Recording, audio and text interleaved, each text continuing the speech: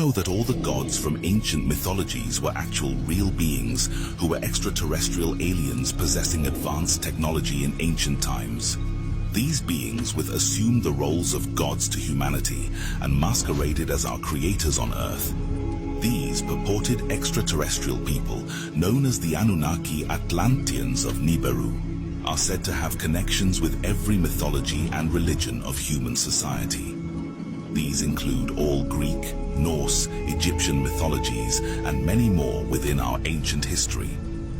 Thanks for tuning into another episode of Quick Reaction TV, the coolest channel on YouTube. If you're new to the channel, please subscribe, like, and rock the bell for new releases. It's free and helps the channel grow. I've got an interesting selection today. Quick! Man, get your ass in and sit down. Not here to try to prove nothing. Roll the footage. Roll it!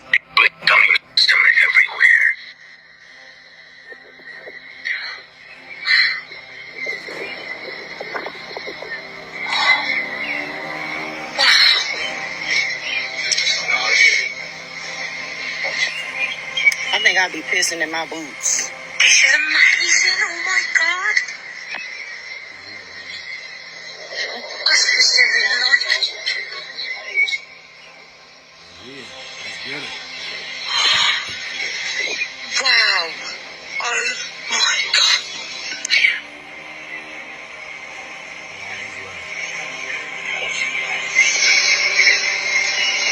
Oh, wow. Oh my god.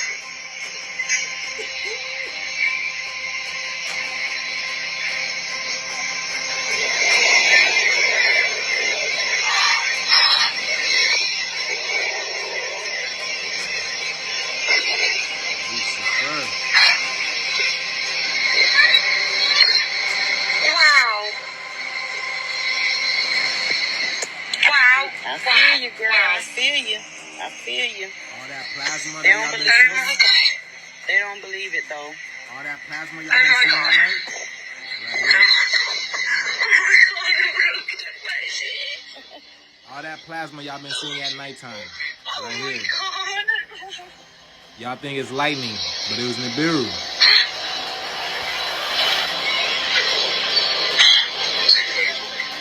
So beautiful, man.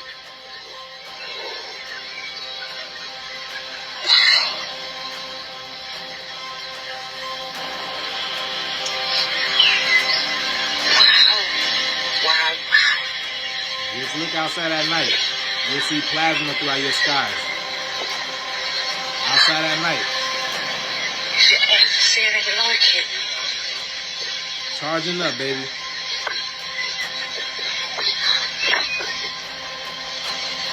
incredible.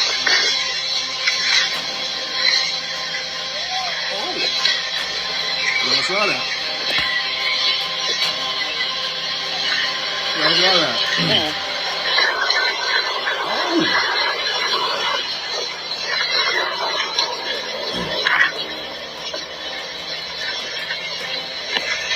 What you doing, girl?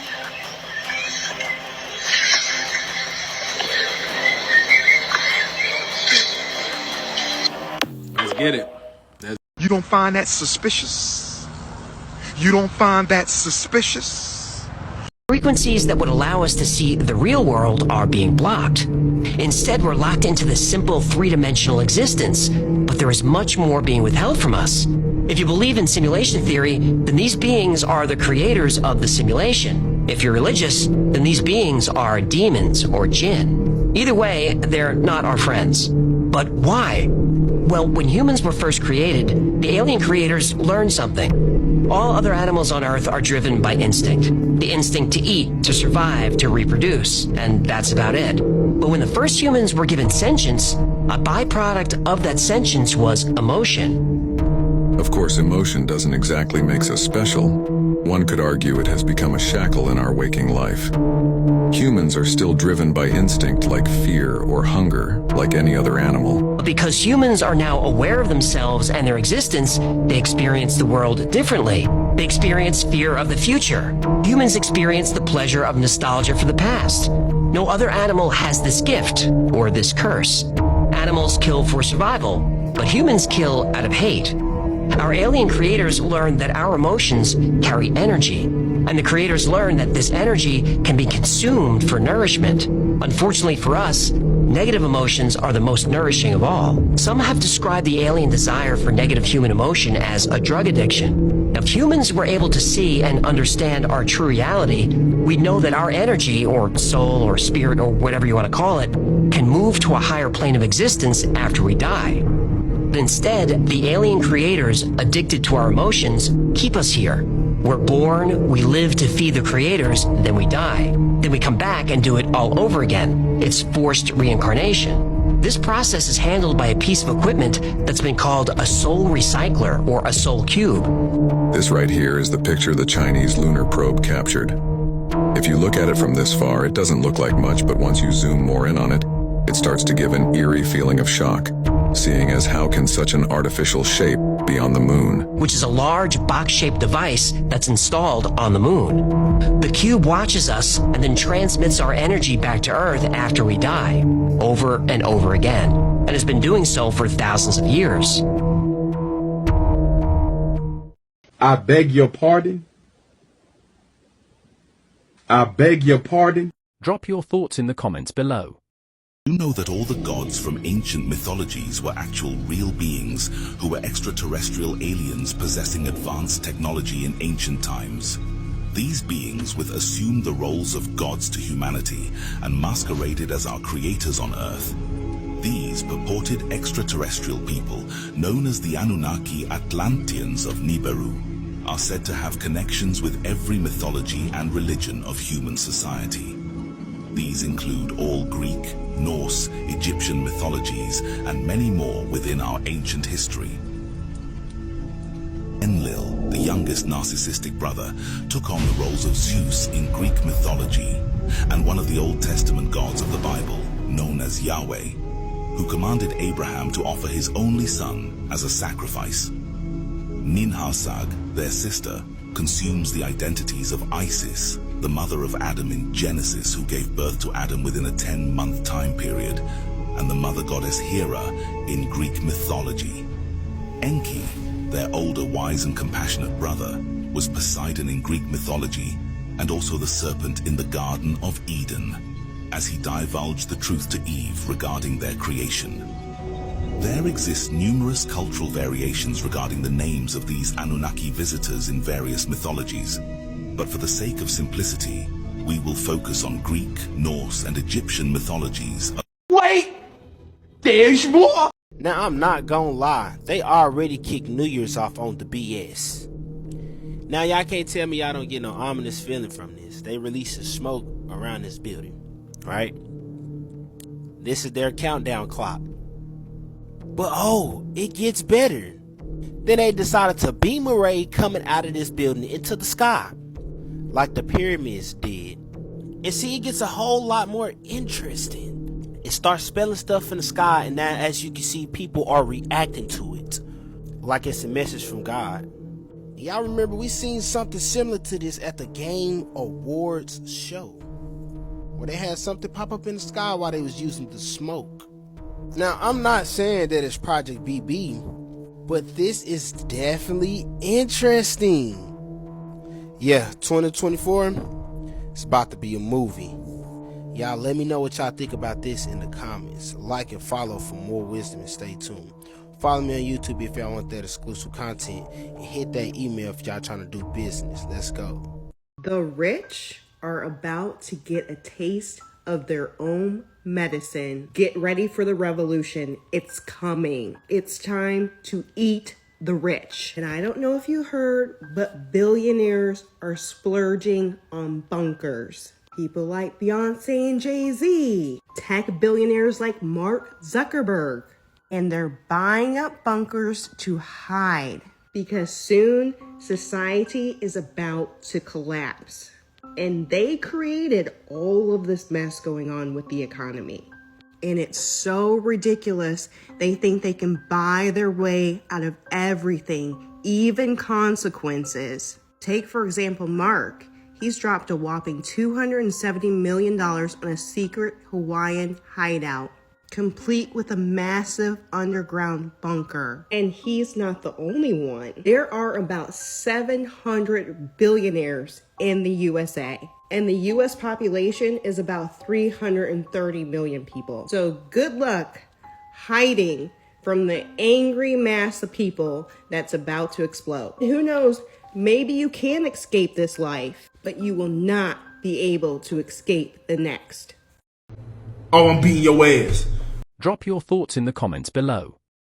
Investigation reveals that Mark Zuckerberg is creating a massive underground bunker worth $100 million in Hawaii. This is something that needs to be talked about, especially after Leave the World Behind came out, and the features on this house or underground bunker is absolutely wild. So years ago, he bought a massive plot of land that could fit 500 football fields worth $170 million. The land plus the construction makes it the largest private project ever. Property is covered by security guards and large walls, so no one can see what's being built, and all the workers are signed to an NDA, which is almost unheard of. Now let's get to the features. It will have 12 buildings and 30 bedrooms and bathrooms with 2 mansions that are connected by an underground tunnel that branches into an underground bunker. It's going to have its own energy, food, and water supply, a living space, a mechanical room, and an escape hatch that can be reached by a ladder. It'll be soundproof, they'll have blind doors that are operated by keypads, and it'll be made with metal filled with concrete, which basically makes it indestructible. The real question is, does Zuckerberg and all these other billionaires making bunkers know that something is coming, or are they just preparing for the worst? Damn! Something big. Mark Zuckerberg may be planning on his Hawaiian estate. Wired reports that Meta's founder is building a mega compound on roughly 1,400 acres of land on the island of Kauai, including an underground bunker with a concrete-filled metal door. The residence reportedly will have up to a dozen buildings with some 30 bedrooms and 30 bathrooms. The 2 main residences will be reportedly connected by a tunnel that leads to the underground shelter. Another feature, that's according to Wired, includes 11 tree houses connected by rope bridges that travel along the estate. The report says it will cost more than $270 million to build. There's already some controversy from indigenous people in the region who are upset about the disruption that this has caused. But this got me thinking about a book, a new book that's out recently by Douglas Rushkoff. It's called Survival of the Richest. He's a professor at City University of New York. He calls this nervous billionaires building bunkers. He writes that here are the wealthiest, most powerful people I've ever met, yet they feel utterly helpless to avoid the inevitable event. You know, the climate crisis or pandemic or social unrest that leads to revolution or mass unrest that renders the world unavailable for any of us. I'm smiling, but it ain't funny. I'm smiling, but it ain't funny. Stop. You're not going to want to miss this. Because apparently there's a warm ocean behind the ice wall of the Arctic. And then they say there's secret photos of other civilizations from the 1912 expedition. Let's read into it. The 1912 expedition to Antarctica by the famous British polar explorer of the 20th century, Robert Scott, ended tragically in 1913. Only a few surviving explorers of the Eminent Explorer team returned to the mainland alive. They brought with them unique photographs of materials that perhaps shed lights on the mystical ice wall, one of the secrets of the Arctic. These are the photos from the ice wall. Them look like pillars of some kind. Y'all see this? This is a face inside of a rock. Yeah, this photo was taken from the Arctic. They got sculptures and some more stuff at the Arctic. Y'all seeing this? These are ancient buildings by the ice wall. Warm oceans on the other side of the ice wall. This map don't sound too far off now, do it? Y'all, let me know what y'all think about what they found at the ice wall in the comments. Like and follow for more wisdom and stay tuned. Follow me on YouTube if y'all want that exclusive content. Hit that email if y'all want to do business. Let's go. Come on now, dog. Come on, man. So when we talk about activating your third eye and all your chakras and shit, then you start getting to your third eye, which is your pineal gland. We got to understand that this shit is not for the weak, I promise you. And then you're going to start seeing creatures like this And they even tell you you can't see these beings with your untrained eye until you train your goddamn eye to see on these higher dimensions. You feel what I'm saying? Which is the spiritual realm. You also can see light beings and communicate through light beings through your goddamn thoughts. You feel what I'm saying? That's how they really communicate with you. It's through the random thoughts, or as we would call it, downloads. They upgrading your mind and your consciousness. But we also understand that some of these beings that's coming to you are wolf in sheep's clothing. Some of these is ancient interdimensional beings that are highly fucking intelligent and can trick your ass if you are gullible. That's why it's important that if you're trying to activate your third eye and you don't know what the hell you doing, stop trying to do shit you don't know what you're doing. You feel what I'm saying? Or do research and be aware of the things that you're getting yourself into. Everybody's mind and spirit is not fit to activate their third eye. They might fuck around and lose their mind for real. Up late at night, can't sleep because you see some shit in the corner type shit. Tell you, it gets real. And let me know what y'all think about this shit in the comments. Like and follow me for more wisdom and stay tuned. Stop. What do you mean by that? Did you know that a women's menstrual cycle should actually be based off the layout of every single turtle shell? Not only that, but the turtle shell is actually our real calendar. So there are 13 moons or 13 cycles in every single calendar year, and every single turtle on its shell has 13 sections in the middle. Now there are 28 days in between each moon cycle, and there are 28 sections on the outside of every single turtle shell. If you multiply this, you get 364 days with 1 day of rest. Now our ancient ancestors used to follow this calendar because they knew it was in tune with the celestial calendar, which is a clock. If you look at the Hindu depiction of the earth, they used a turtle to hold up the earth. They knew it was in tune with the real celestial calendar. It seems like our predecessors have subtracted a month out of the year to sever the connection with us, the moon, the sun, and the stars. Being in tune with the celestial calendar can elevate your consciousness in ways that most can't even understand. Peace and love. 20 is when everything pretty much changed. They started changing every single thing. They started removing certain parts of the history. They started rewriting the history. 1920s is about that time. Educational system started changing everything. Rockefeller educational system. So if you find books, you want to find books before 1920s. Because if you don't find books before 1920s, you're usually being told a bunch of nonsense. And you look at a lot of the free energy books too, and everything related to the ether, that's before 1920s. The ether was removed from the periodic table after 1908. Every book you look into, it talks about ether and terrestrial magnetism and all of these things. 1908, that was removed off the periodic table. And that was removed so that people would not believe in the ether. They would think it's woo-woo. They would think it's pseudoscience. Those are all terms of the Rockefeller educational system. Coming up with terms to debunk the truth and debunk what we were once connected to. Then when you get rid of ether, you get rid of everything related to the fifth element and the quantum. You get rid of all of that. And then you make up a whole new narrative and you remove all that so that when you can't explain something, you just say, I don't know what it is. It's facts! It's not facts, these facts, it's not facts. If you made it this far, I appreciate you all. Like, subscribe, and comment on today's video. I'll see you in the next one.